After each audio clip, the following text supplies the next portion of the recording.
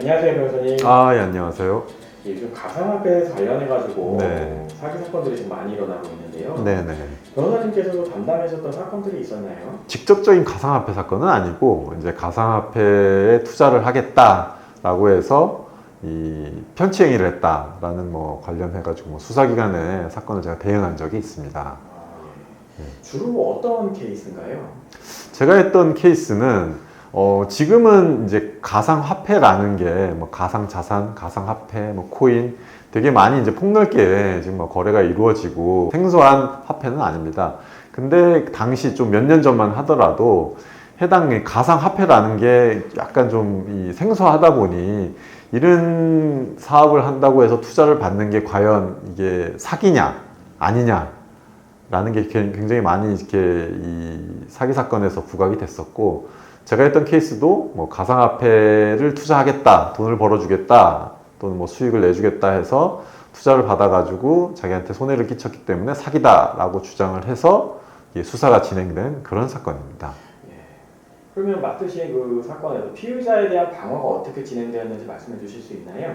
뭐 일반 사기 사건하고 뭐 동일한 이제 방어 방법인데, 사실은 제일 중요한 게 이게 이 사기 사건을 하다 보면 이게 투자냐 아니면 그 대여 뭐 금전을 갖다가 빌려준 거냐가 좀 많이 차이가 납니다. 왜 그러냐면 투자 같은 경우에는 내가 원금을 갖다가 뭐 어느 정도 이 투자라는 개념으로 건네주면 거기에 따른 이 손해 발생의 리스크를 어느 정도 알고 있다는 겁니다.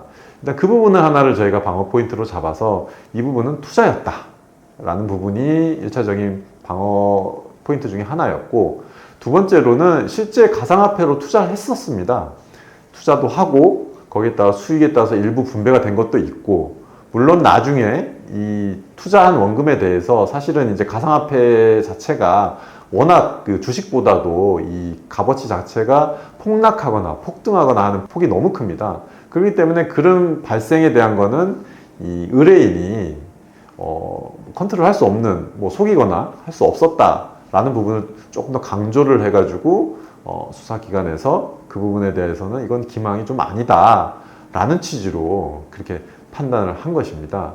물론 뭐 이제 고소인 측에서는 이 손실 또는 손해를 입었기 때문에 그 부분에 대해서 뭐 부당하다라고 주장할 수 있지만, 민사상 손해배상 청구를 하는 부분하고 형사상 사기가 성립되는 부분은 엄연히 구별이 되기 때문에 그런 부분을 저희가 적극 활용을 해서 방어를 해서 성공한 케이스라고 볼 수 있습니다.